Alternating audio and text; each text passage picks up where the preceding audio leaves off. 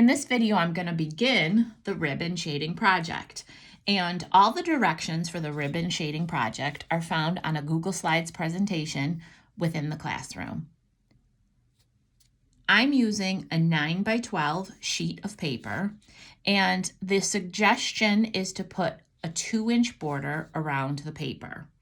This leaves enough room to have your ribbons loop around. I thought it would be easier to first cut a 2-inch piece of paper to be my straight edge. If I didn't quite want 2 inches, I have a ruler that is almost 2 inches that I could use as well. The first thing I'm going to do is just put my straight edge against the edge of the paper, and I'm going to draw that border. Some of this line will get erased, so I'm not going too dark, but I also want you to be able to see it on camera.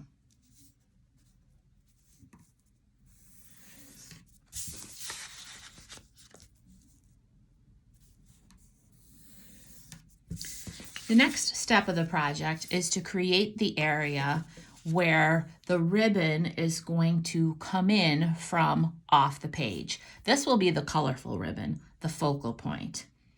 I decided that since my page was rectangular, it made sense for me to use the length of the paper to have my ribbon that will be colorful. So I'm actually going to turn my paper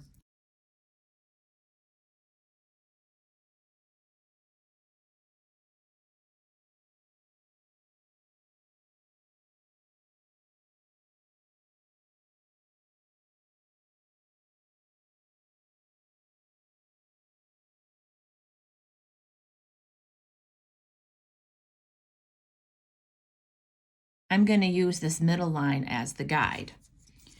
In the slideshow, I believe it recommends a 2-inch ribbon. That would be for a very large sheet of paper, so I'm going to do a 1-inch ribbon. So on either side of my line I just drew, I'm going to put markings for a 1/2 inch. Then I know that I am going to have a 1-inch ribbon. Really, it's only important towards the edge if you're going to have your ribbons connect to a friend's on display. It's kind of a nice idea, and so I'm going to go ahead and have my ribbon come from that center point in case I choose to do that. Okay, so I'm going to take my ribbon, and this is going to be the one that eventually is in color, and I'm just going to decide what I want it to do. And so I'm drawing from one line, and I'm going to have it kind of come down, come back up, come back straight. Now here's where I'll decide if I'm going to have it loop or not, and I think I will have a loop. So I'm going to do the other side, so to make the ribbon thicker. It's about 1 inch thick, and if I want to make a loop, I'm going to come and I'm going to meet the first line like that, and then I'm going to pick up there, and I'm going to gradually get right back to my 1-inch shape, or width I should say, my 1-inch width. And I'm going to go ahead and try to end at that spot right there. So that will be the ribbon that'll be in color. The next thing that I want to do, and I can erase here. The next thing I want to do is layer some ribbons beneath my focal point ribbon.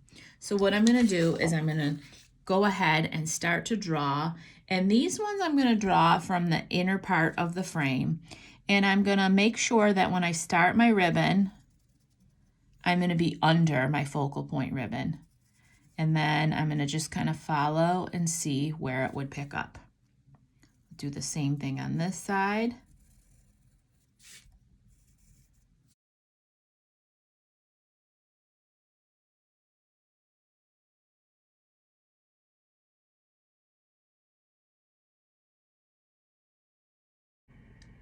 Now that I have 2 sets of 2, I can connect them outside the frame.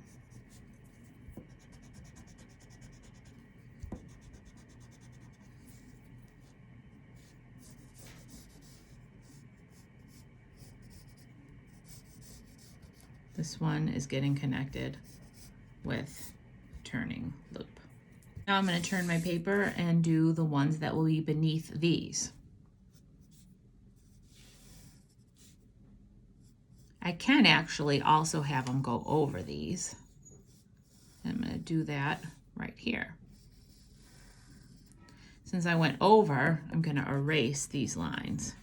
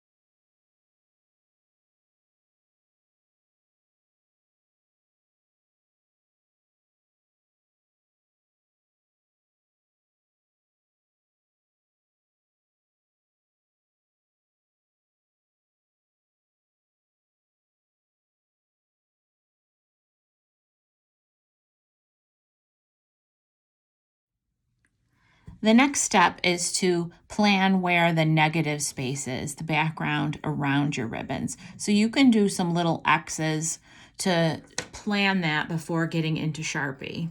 But since I'm a risk taker and the art teacher, I'm going to go ahead and I'm going to just start outlining the spots that are between ribbons. Just kind of be careful to make sure you're not accidentally outlining a ribbon.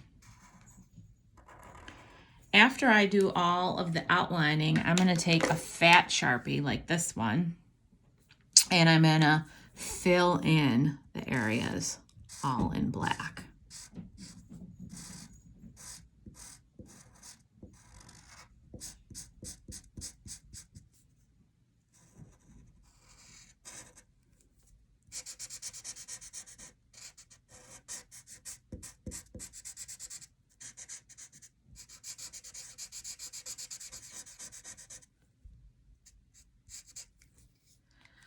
With an ultra fine Sharpie, I'm going to then outline the lines where the ribbons overlap.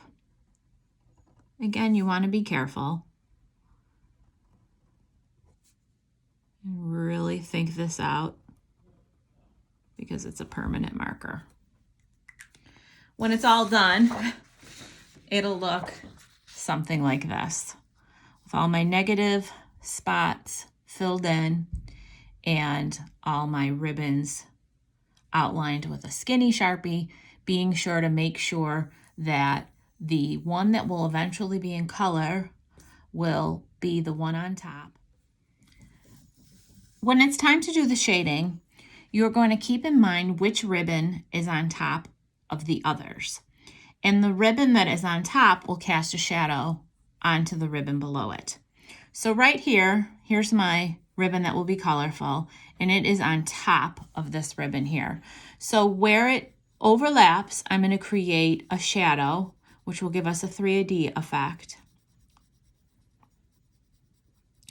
And really close to the ribbon, I'm going to build to a darker value. And I work in layers, and then I increase pressure when I know it's a dark area. Now I'm decreasing pressure as I want to get to a medium area.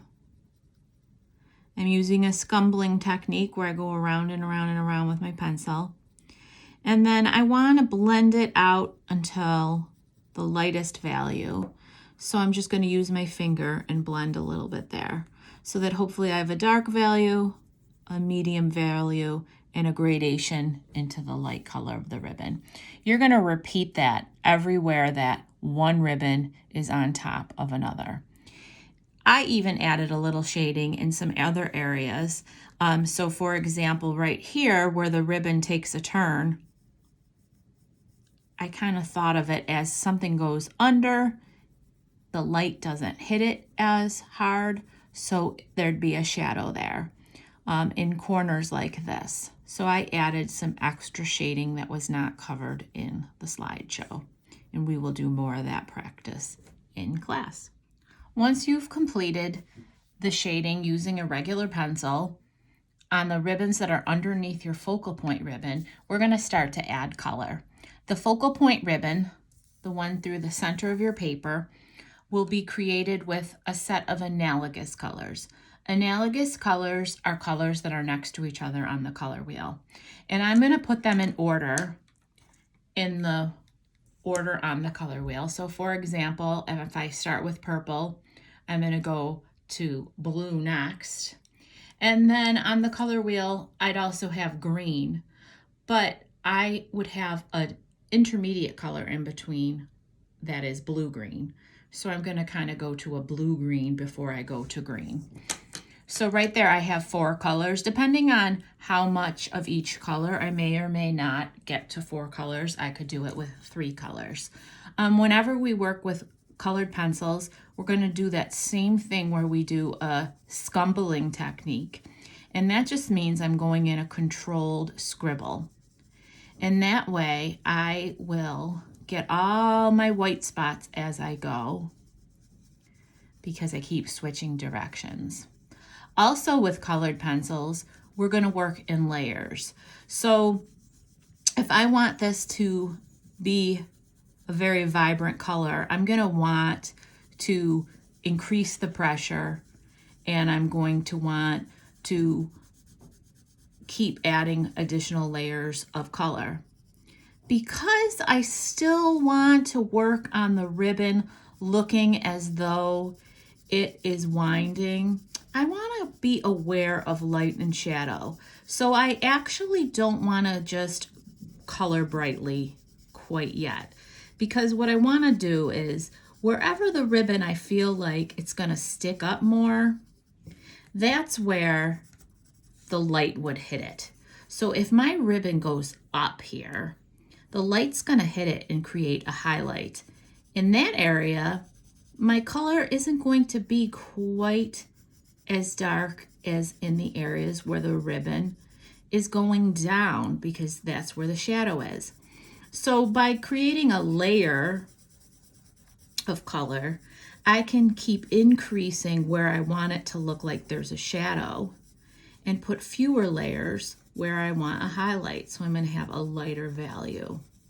So just in the purple that I've done so far, I kind of have it darker here, and then it gets lighter here. I'm going to go darker again because to me I feel like the ribbon is sticking up, and then it's going to go down again. And so I'm going to just keep scumbling on my purple, and I'm going to add layers where I want it to get darker. It is easy to go darker, but once you go too dark, it's hard to lighten up with colored pencils. It's not like a regular pencil where I could erase very well. So that's why I want to work in layers and be gradual about adding my darker values. So as you can see, this has a lighter purple value. It's going to start to look like it's popping up. And where it's darker, it's going to look like it's receding or going down. In addition to having changes in value, so my ribbon goes darker where I feel like it's going down and there's a shadow, and brighter where it's closer to the light up above, and down again and up. I also want to start to blend into my next color. So what I'm going to do for that is a very similar technique as to what I did just to build my layers of value. So I'm going to go ahead and I'm going to do scumbling, and I'm going to start to do my lighter value.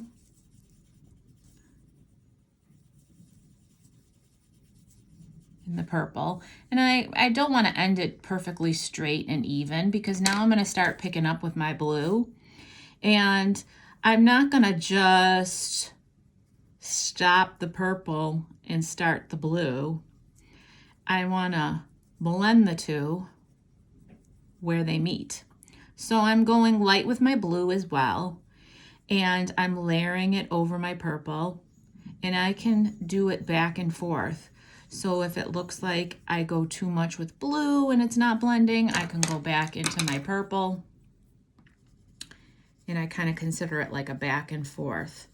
And what will occur, should occur, is sort of a blue-violet between my blue and my violet. Now this is a part of the ribbon that I would consider to be sticking out, so I actually don't want to get too dark with my value there, because I think it's going to be sticking up a little. Although as it comes down and I'm just in the blue, that's where I'm going to start layering it a little bit more and gradually going to darker. In a little twist like this, it would be very dark. So I can go ahead and increase my pressure because I know that that's going to be one of my darkest spots. Increasing my pressure there, and then I'm decreasing it to blend with my lighter value there.